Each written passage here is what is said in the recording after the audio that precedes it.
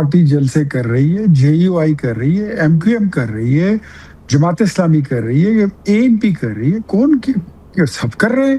पर एक इनका जरा मसला कुछ और है, ये जहां पे जलसा करते हैं वहां पर 5-10 बंदा जो है ये नाश्ते में ही खा जाते हैं।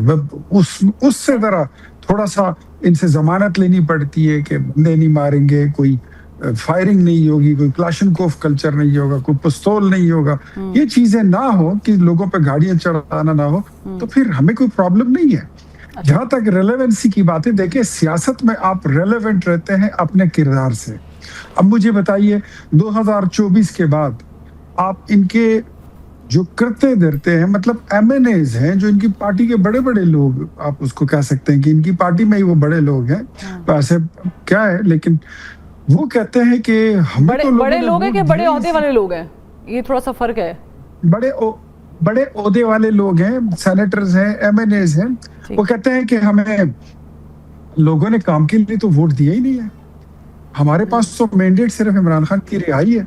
तो अब मुझे ये बताइए इस बात पे ये लोग कितने रेलेवेंट रह सकते हैं। 4.25 साल की हुकूमत में आपने 50 लाख घरों का नक्शा तक नहीं बनाया, मदीने की रियासत की आपने एक ईंट नहीं लगाई, वो 1 करोड़ नौकरियों में अभी आपने पुड़िया खोली ही नहीं थी, कोई वो बुलडोजर आपने नहीं फेरा वो गवर्नर हाउसेस पर, और साथ में कहा था कि मैं ये साइकिल पर जाऊंगा और ये पीएम हाउस में मैंने बैठना भी नहीं है, फिर वहां से वो निकले भी नहीं और हेलीकॉप्टर पे ही फिरते रहे।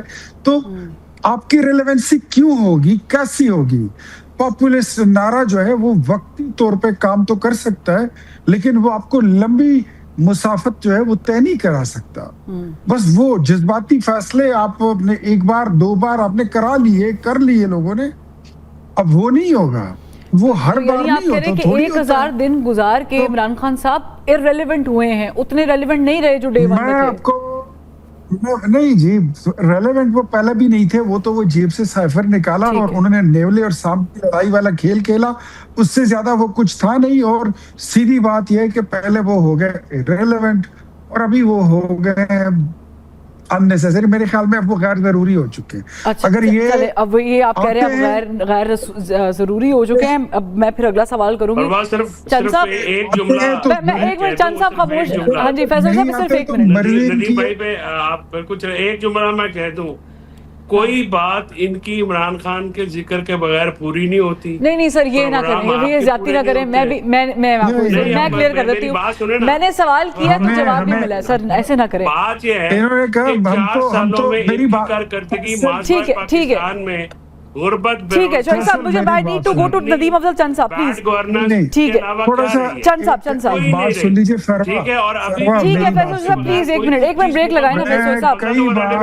फैसल साहब I got your point. Please Chand साहब, इख्तियार साहब क्विकली एक जुमला मुकम्मल करें, मैं चंद साहब की तरफ जाना चाह रही हूँ। ये मैं कई जर्नलिस्ट को और एंकर पर्सन को ये बात कह चुका हूँ कि इमरान खान की अगर आपने उनकी मुलाकातों पे प्रोग्राम करना है मुझे मत बुलाएं। चले, मैंने तो किया ही नहीं है मुलाकातों पे प्रोग्राम, मैं तो रेलेवेंस पे किया, क्योंकि उन्होंने कहा चंद साहब नाउ चंद साहब please allow me to ask this question to Chand साहब। इररिलेवेंसी, फैसल चौधरी साहब कह रहे हैं आप लोग इररिलेवेंट हो गए हैं। मैं कह रहा हूँ कि पाकिस्तान में इनकी सियासत ठीक है चंद साहब, सलाद में जब धनिया हो तो ठीक है, धनिया ना हो तो कोई फर्क नहीं पड़ता। ठीक है धनिया। चले चंद साहब, आपको भी इररिलेवेंट बोल दिया उन्होंने, अब मुझे बताएं कि कौन ज्यादा इररिलेवेंट है। देखें जी, जहाँ तक बात है इस वक्त तो आइडियल सिचुएशन किसी सियासतदान की भी नहीं है पाकिस्तान में, ईमानदारी के साथ बात की जाए तो वेरी ट्रू। ये आपस में हम लगे रहते हैं। जहाँ तक पब्लिक इश्यूज़ की बात है तो मैं समझता हूँ कि हुकूमत और अपोजिशन को हम जो डिबेट करते हैं, जब हम रूल ऑफ लॉ की बात करते हैं उसी में खान साहब भी आ जाते हैं, मियाँ साहब भी आ जाते हैं, हम भी आ जाते हैं, सारी कौम आ जाती है। तो इस वक्त आइडियल रूल ऑफ लॉ नहीं है, इस पे कौम का इत्तेफाक है।